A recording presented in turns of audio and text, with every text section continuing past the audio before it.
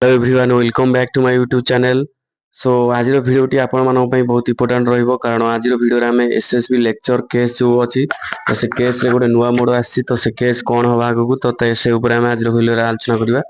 तो ये आपण मैंने देखिपे जो एसएसबी जो केसटा होता तो तार जो हियरिंग डेटा था तो से हियरिंग डेटा हो पारुनी आपणकर।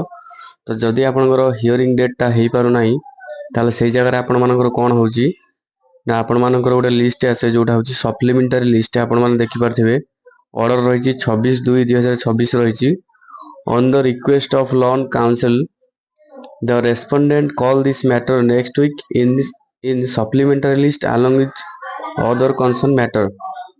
तो जिते बड़े केसटा फाइनाल हो पार नथिबो तो सेते बड़े आपनकर गोटे सप्लीमेंटरी लिस्ट आसे।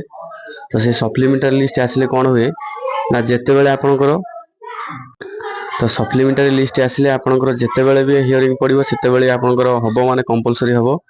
तो ये देखि पारथिबे आमे आशा करबा जेहेतु आपण माने पर्यंत आसीछंती केसटा चलीची तो आपण मानकु सक्सेस माने सियोर मिलिबो।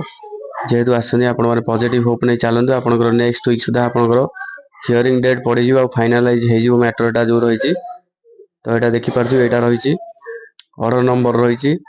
तो मु आशा करे जो माने देखुछंती सम आपण माने गोटे पॉजिटिव होप नै चलिबे जहाद्वारा कि आपण मानकर रिजल्ट भी पॉजिटिव रहिबो। तो आम आशा करिबा ई होप नै चलंतु। तो एटा थला आज अपडेट। सो जदि नेक्स्ट अपडेट किछि भी आसे एसएसबी लेक्चर को केस रिगार्डिंग तो मु आपण मानकु इन्फॉर्म करिवि।